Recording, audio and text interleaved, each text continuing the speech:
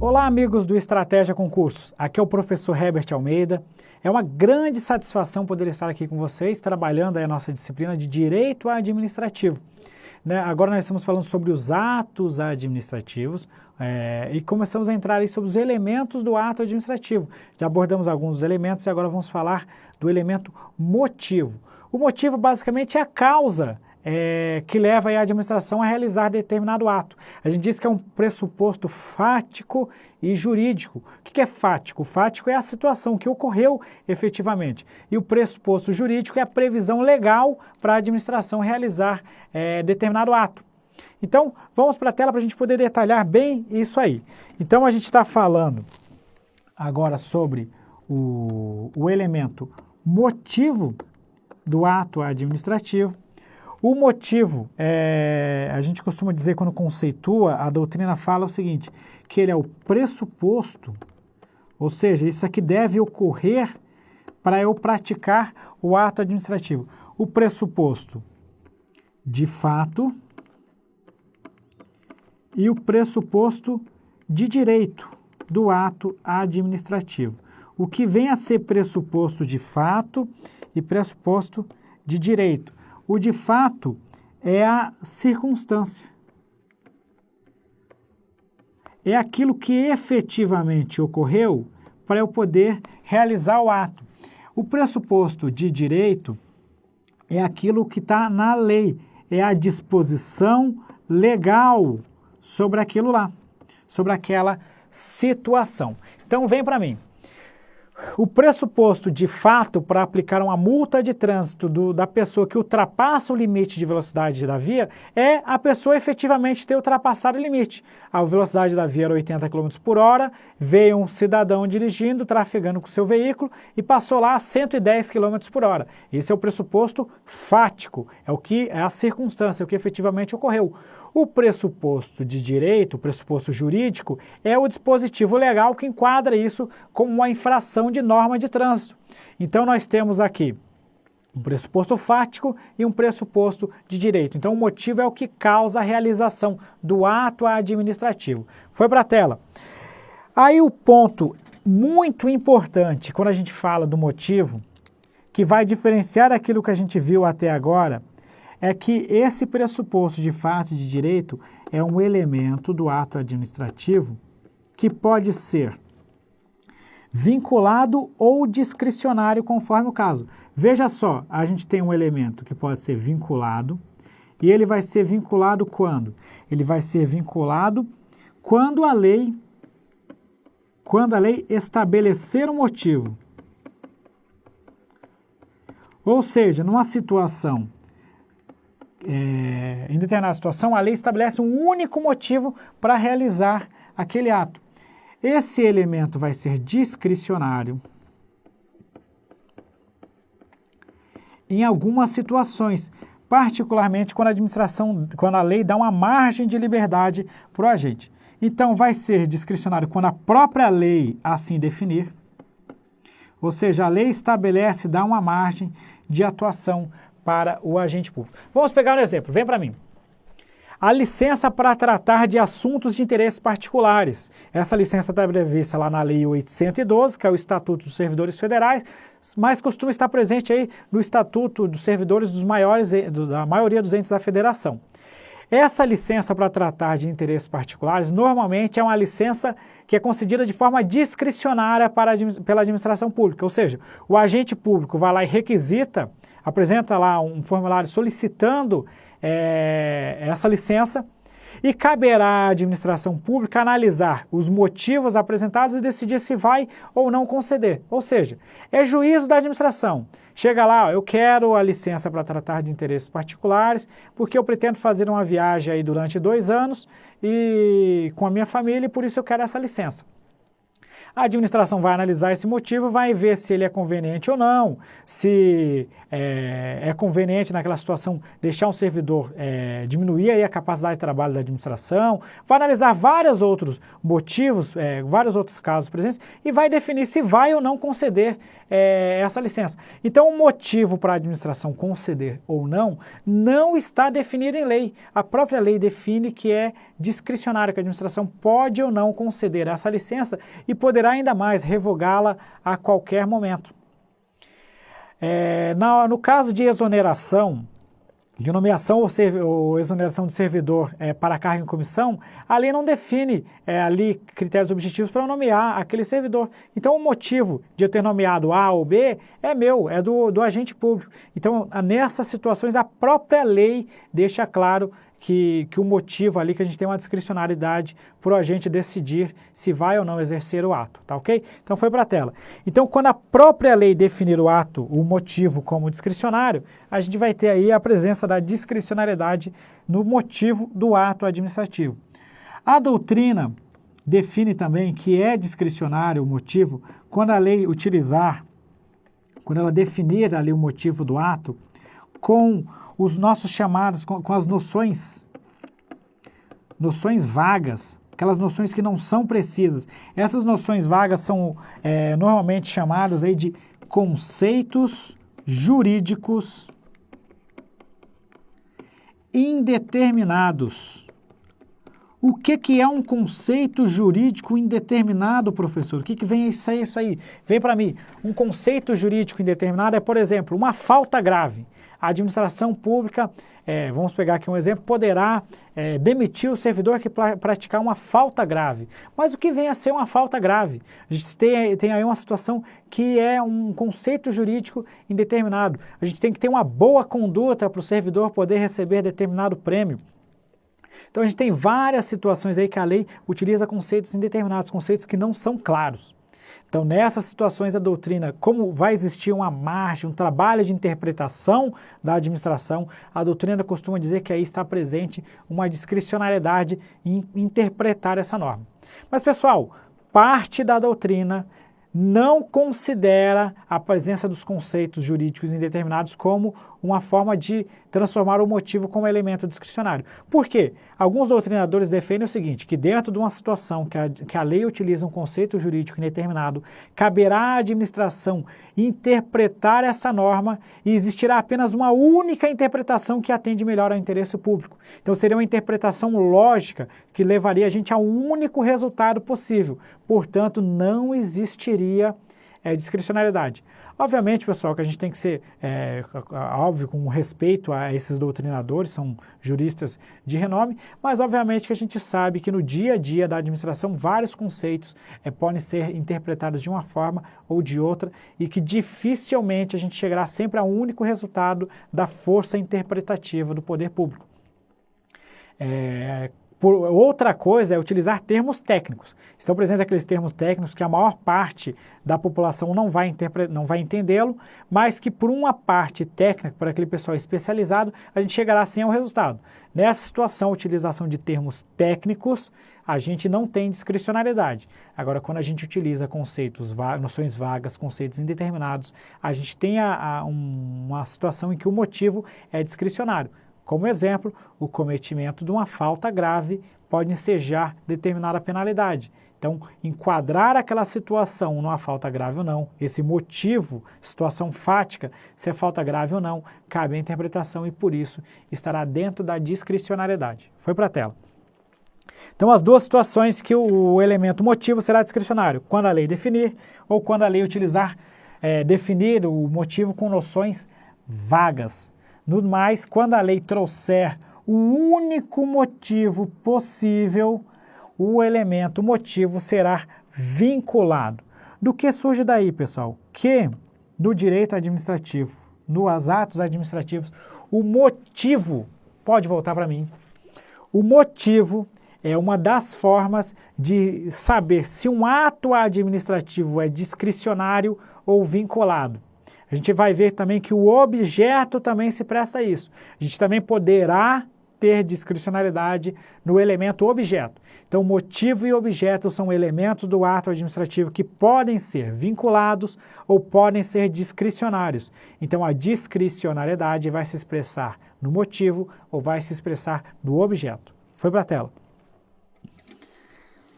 A partir daí, a gente já pode superar o conceito e a questão se é vinculado ou discricionário. A gente entra num outro conceito relacionado ao ato administrativo, eu vou colocar até com cor diferente, que é a motivação. Pessoal, motivação é diferente, não é a mesma coisa que motivo. A motivação, apesar da gente estar abordando junto com o motivo, é só por questões de classificar aí o conteúdo da nossa aula. Então, desde já, eu já vou colocar aqui, primeiro ponto, motivação é diferente. Não é a mesma coisa que motivo. O que é a motivação, então, professor? A motivação é a exposição. Ou seja, é a apresentação, é a exposição dos motivos. Como assim? A gente viu lá em cima que o motivo é o pressuposto de fato e de direito que leva ao ato administrativo. Vem para mim.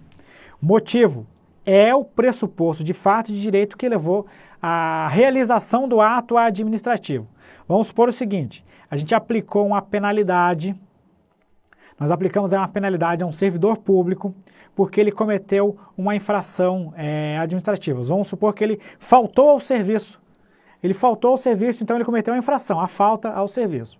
Nessa situação foi apurado, foi realizado todo o procedimento, ele sofreu aí uma penalidade. Vamos supor lá, desconsiderando a parte técnica ali da Lei 812, vamos supor que a penalidade que foi aplicada foi a pena de suspensão. Então, o ato administrativo foi a aplicação da pena de suspensão ao servidor.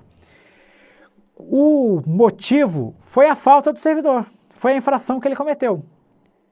Só que o que é a motivação? A motivação é a exposição dos motivos. É quando eu chego lá no ato administrativo, chega lá e publica, tendo em vista que o servidor fulano de tal faltou ao serviço no dia tal e com base no artigo X da Lei 812 de 1990, obedecido o direito do contraditório e da ampla defesa, o processo administrativo disciplinar tal, aplico ao servidor a pena de suspensão. Veja só, tudo isso que eu li aqui, que eu mencionei aqui, é o tal da motivação. O motivo foi a infração, a exposição dos fundamentos de fato, ou seja, o que ocorreu, e dos fundamentos de direito, os dispositivos que me ampararam a fazer isso, é a motivação.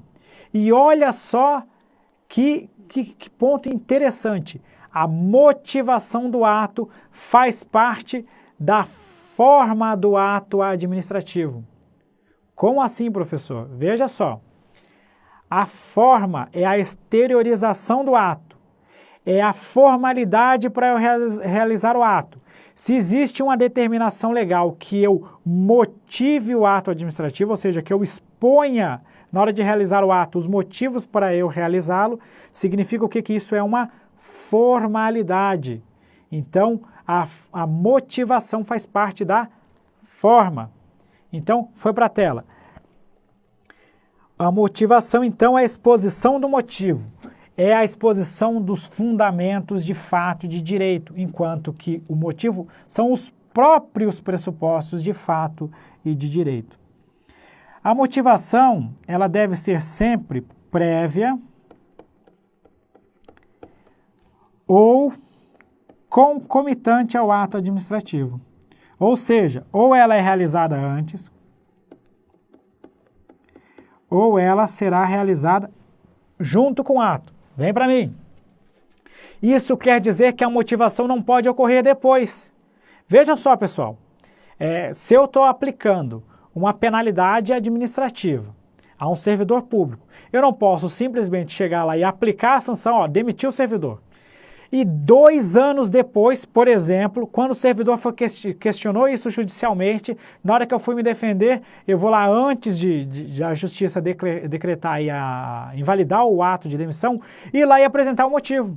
O motivo deveria ter ocorrido antes da aplicação da pena de demissão ou junto na hora de eu realizar o ato. Então, ou ela é prévia ou ela é concomitante. Jamais eu posso realizar a motivação após o ato administrativo. Voltamos para a tela. Aí vem um ponto muito relevante que a doutrina diverge bastante. Quando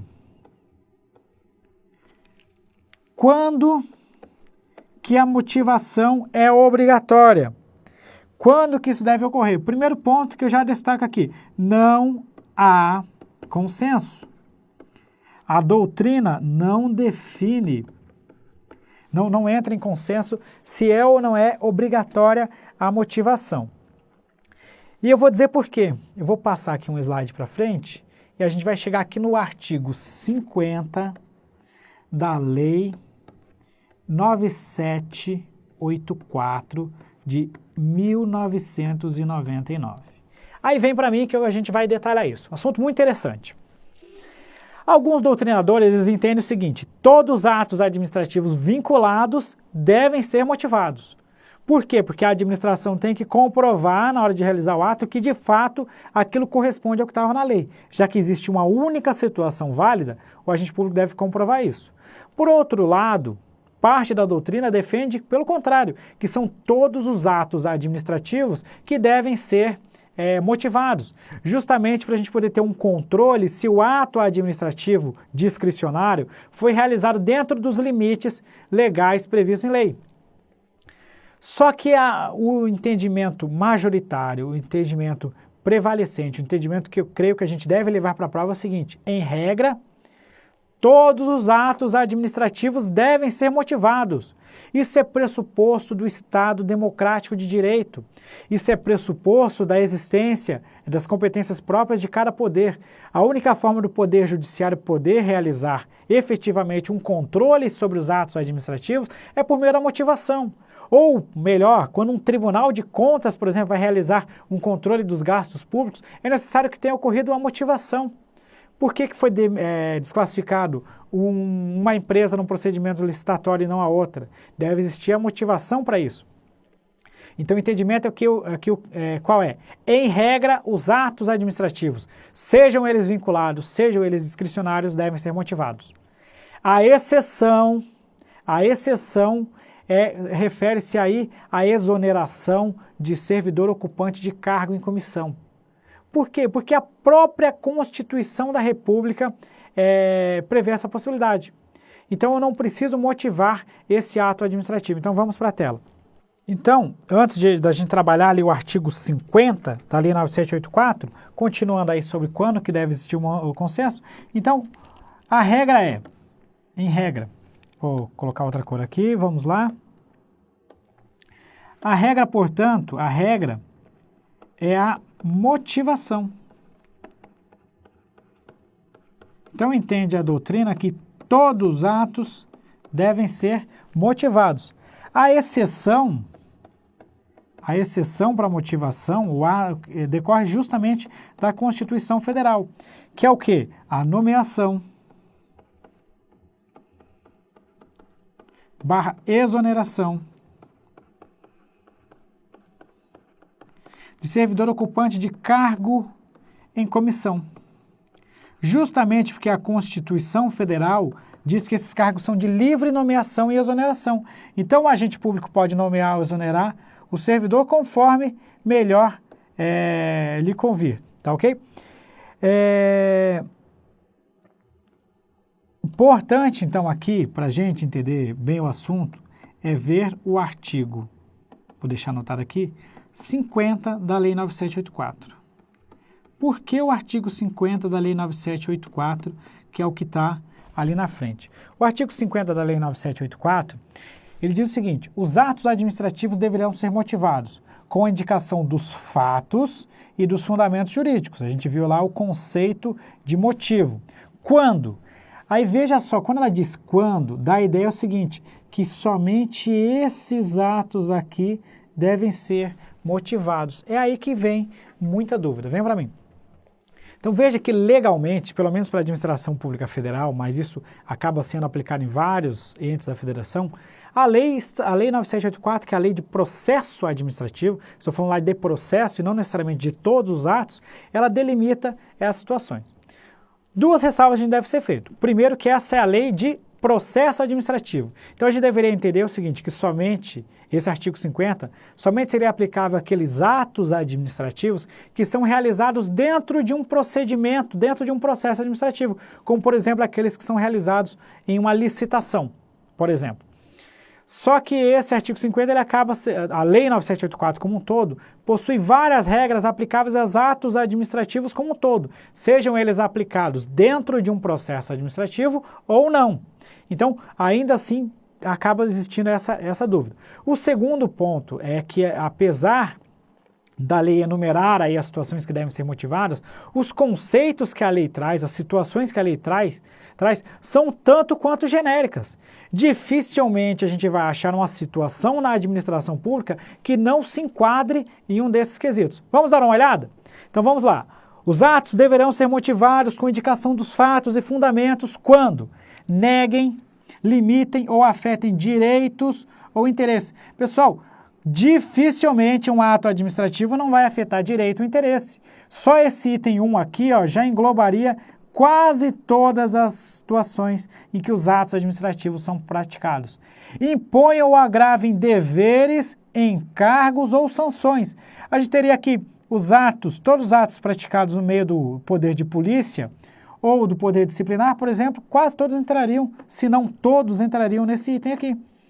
Decidam processos administrativos de concurso ou de seleção ou seleção pública, dispensem ou declarem inexigibilidade de processo licitatório, decidam recursos administrativos, decorram de reexame de ofício, deixem de aplicar jurisprudência firmada sobre a questão ou discrepem sobre pareceres, laudos, propostas e relatórios oficiais, ou importem na anulação, revogação, suspensão ou convalidação de ato administrativo. Portanto, essas situações aqui abrangem uma ampla gama de atos administrativos. Eu quero aproveitar que a gente está aqui no artigo 50 e fazer mais algumas observações. O parágrafo 1º do artigo 50 diz o seguinte: a motivação deve ser explícita, clara e congruente.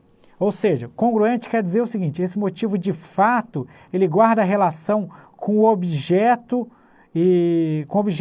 do ato administrativo, com o conteúdo do ato administrativo, podendo consistir em declaração de concordância com fundamentos de anteriores pareceres, informações, decisões ou propostas, que neste caso serão parte integrante do ato. Chama atenção aqui para o anteriores. Ou seja, já existia um parecer anterior sobre determinado ato. Quando a gente fala da motivação, estou falando aqui de motivação, a gente tem dois tipos de motivações, que podem ser aí realizados pela administração pública. Quais são esses dois tipos? Uma delas é o mais comum da gente encontrar, é o tal da motivação contextual. A motivação contextual é aquela que é realizada no próprio ato administrativo. É aquela que vem junto ao ato e diz lá o porquê que está realizando. Então, vem lá, considerando que o servidor fez isso ou fez aquilo, nós vamos aplicar a ele uma penalidade. Isso ocorreu no próprio ato, ela é contextual. Além da motivação contextual, a gente tem a famosa motivação aliundi. A manifestação aliundi é aquela que já foi realizada em anterior parecer. Vou colocar o parecer aqui de forma resumida. Esse item aqui do parágrafo 1º do artigo 50, ele está prevendo expressamente a possibilidade da famosa motivação aliundi. Por quê? Ao invés de colocar lá no próprio ato administrativo, desculpa pessoal, vem para mim, Ao invés de colocar no próprio ato administrativo a motivação, a administração chega lá e chama o parecer. Ó, de acordo com o parecer exarado nas folhas tais do ato administrativo, decido que vai ser feito isso. Então, aquela motivação passa a integrar o ato administrativo e ela é uma manifestação ali onde ele puxou lá atrás uma manifestação que motivou o ato administrativo. Foi para a tela. Outros mecanismos aí são mais aplicáveis à administração federal e a gente analisa no nosso PDF, mas esse parágrafo primeiro era mais relevante para a gente. Vou voltar então para o nosso quadro para a gente fechar aí o estudo da motivação do ato administrativo. Então, a gente já trabalhou aí a parte de quando deve ocorrer a motivação, sabemos aqui, só vou fechar um último ponto relevante, é o seguinte, a motivação gera um vício de forma. A motivação integra a forma do ato administrativo. Então, estamos trabalhando aqui para não confundir, para facilitar o trabalho, mas a gente deve saber essa particularidade. Vamos entrar no outro ponto. Teoria dos motivos determinantes. Isso aqui aparece em muita prova. O que vem a ser teoria dos motivos determinantes, professor? É muito simples, apesar do povo acabar confundindo aí com algumas coisas. Teoria dos motivos determinantes, vem para mim. Nem todo ato administrativo, a gente acabou de falar, não existe consenso sobre isso, mas a gente sabe que nem todo ato administrativo tem que ser motivado. Em regra, eles devem ser motivados. Em regra, todos deveriam ser motivados, mas a gente tem aí a exceção, pelo menos, a exoneração e nomeação para cargo de comissão. Então, a gente tem pelo menos uma exceção. Mas seguindo aí a lei 9784, não seriam todos, seriam aqueles descritos lá na lei. Então, existe essa nebulosidade. Porém, sempre que o ato for motivado, ainda que a motivação não seja obrigatória, mas a autoridade mesmo assim for lá e resolveu motivar o seu ato, a validade do ato administrativo depende, ela está adstrita à veracidade dos motivos apresentados. Como assim? Explica melhor. Se a administração chegou lá e motivou um ato administrativo, aplicou uma penalidade a um servidor, vamos supor a pena de demissão ao servidor, alegando que ele teve aí a inassiduidade habitual, que ele faltou aí ao serviço várias e várias vezes, ele normalmente falta ao serviço durante determinado período e foi lá e aplicou a pena de demissão ao servidor. Se lá na frente o servidor comprovar, esse motivo que você está expressando aí não ocorreu não, eu não faltei, então a gente teve aí de acordo com a teoria dos motivos determinantes, o motivo está aqui, o que gerou o fato foi esse aqui, então a gente vai invalidar o ato administrativo. Agora vamos pegar outra situação. Uma situação em que a motivação não é obrigatória, que é a situação da exoneração do ocupante de cargo em comissão. Não é obrigado a motivar, a gente já viu isso aí. Mas vamos supor que o agente público decida motivar. Ele, por si próprio, foi lá e motivou o ato administrativo. Aí ele motivou o ato dizendo o seguinte, estou exonerando o servidor porque ele costuma faltar muito. Ele falta muito, então eu estou exonerando ele. Aí o servidor vem lá e comprova, não, negativo. Eu, durante os últimos 4 anos, eu nunca faltei ao serviço público. Ele consegue comprovar isso aí lá por meio do controle do ponto. Nessa situação, veja só, a autoridade sequer era obrigada a motivar o ato, mas ela motivou. Nessa situação, a validade do ato de exoneração depende da veracidade, depende da existência dos motivos alegados. Ou seja, existe uma relação entre a motivação e os que foram os motivos alegados, depende uma relação entre a motivação e a realização do ato. Pessoal, isso não quer dizer que o ato motivado se torna vinculado. Pelo contrário, o ato apenas porque antes de realizar o ato, a autoridade poderia ter a discricionariedade. Só que na hora dela escrever o porquê que ela realizou o ato, quando ela fundamentar aquele ato, deve existir uma relação entre aquilo que ele fundamentou e o ato. Se isso aqui não ocorreu, se o motivo que ele demonstrou lá na hora de realizar o ato não ocorreu, se a motivação dele está errada, o ato vai acabar sendo anulado, tá ok? Então foi para a tela. Então, de acordo com a teoria dos motivos determinantes, a validade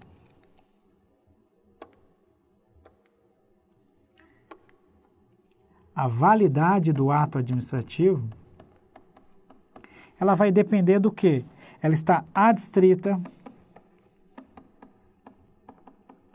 aos motivos expressos. Ou seja, ela está adstrita à motivação, porque os motivos expressos nada mais são do que a motivação do ato administrativo. Então, pessoal, a consequência aqui é o seguinte: se os motivos forem inexistentes, ou seja, não existiu aquele motivo, ou eles foram falsos, não confere com o que ocorreu, o ato será nulo. A gente tem que ter essa veracidade do que está sendo alegado. Então, aplica-se essa teoria, ela vai se aplicar aos atos motivados. Não quer dizer que todo ato deve ser motivado, até porque existe discussão sobre isso na doutrina. Vem para mim. Quer dizer o seguinte: quando for motivado, deve ser válido esses motivos que você está apresentando. Deve existir uma relação lógica, deve ter ocorrido de fato esses motivos, deve existir a motivação que você está apresentando, vai vincular aí a validade do ato administrativo. Sendo falsos ou inexistentes os motivos, será nulo o ato realizado. Ok? Foi para a tela. Com isso a gente encerra aí a teoria dos motivos determinantes. Para fechar, pessoal, de forma bem rápida, bem objetiva, porém sem perder o conteúdo, a gente entra aí nos vícios. Os vícios de motivo.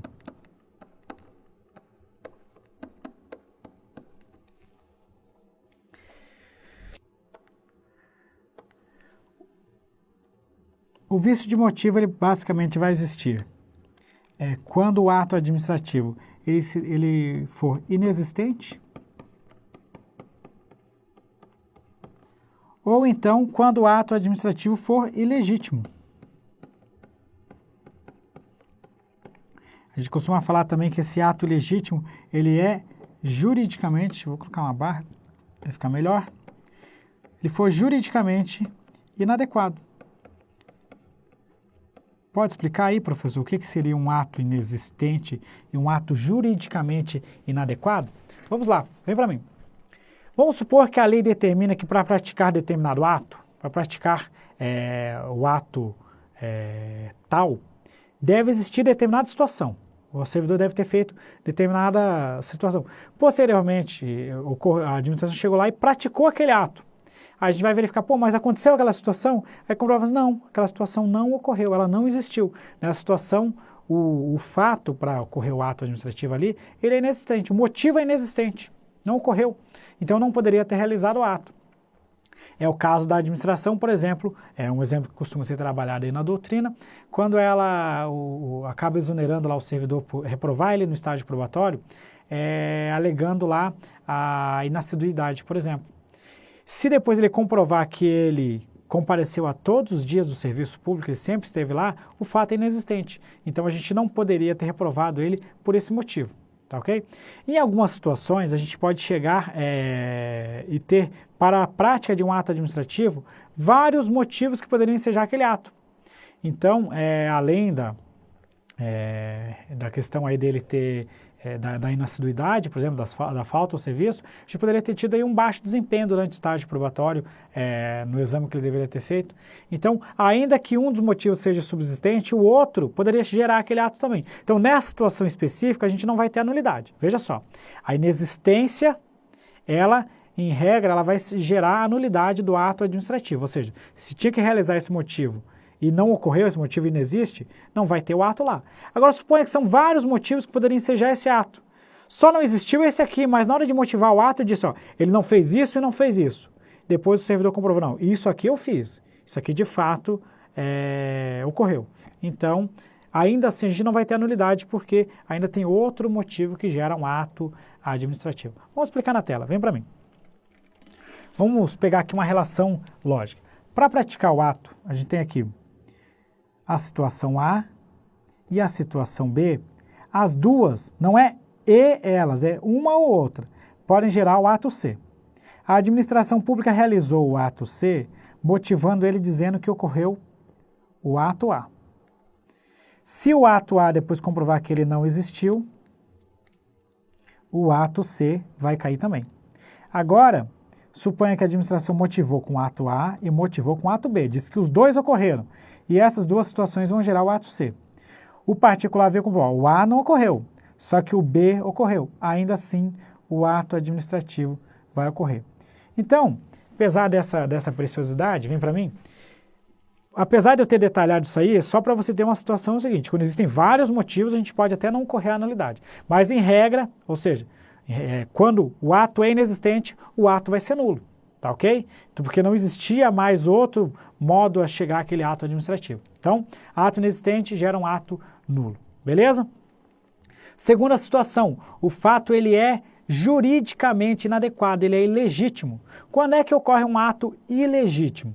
A situação do ato ilegítimo é o seguinte, a administração pública alega que ocorreu a situação tal, realmente essa situação tal ocorreu, só que por causa dessa situação a administração praticou determinado ato. Só que veja só, pessoal, a situação ocorreu, só que a situação não é fundamento para realizar este ato aqui. Vamos pegar a concessão de uma gratificação a um servidor público. A administração pública foi lá e concedeu uma gratificação alegando que o servidor desenvolve atividades de caráter estratégico para a administração. Servidor desenvolve atividades de caráter estratégico, ele é muito importante, por isso ele vai passar a ganhar a gratificação de desempenho.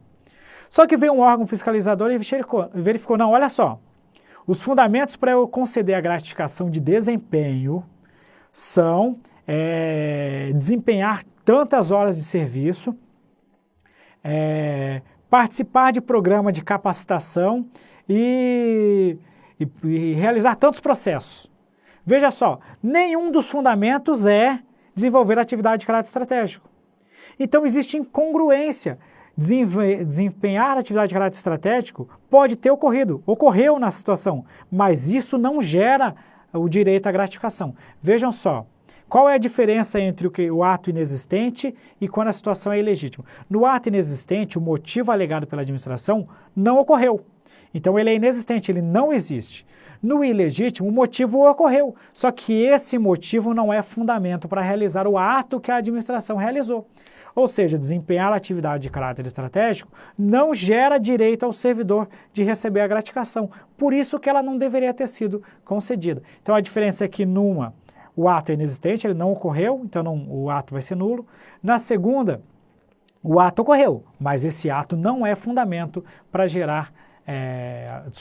o fato ocorreu, mas isso não é fundamento, o motivo ocorreu, não é fundamento para gerar o ato administrativo, tá ok? Foi para a tela. Então o vício, ele pode ser inexistente ou ele pode ser ilegítimo. Em qualquer hipótese, esse vício aqui vai gerar a invalidade do ato administrativo, ok? Muito tranquilo. Para a gente fechar aí a motivação. Ok, pessoal? Vem para mim. Com isso a gente encerra o motivo, agora só falta a gente trabalhar o objeto para fechar todos os elementos dos atos administrativos. Muito obrigado e até o nosso próximo encontro.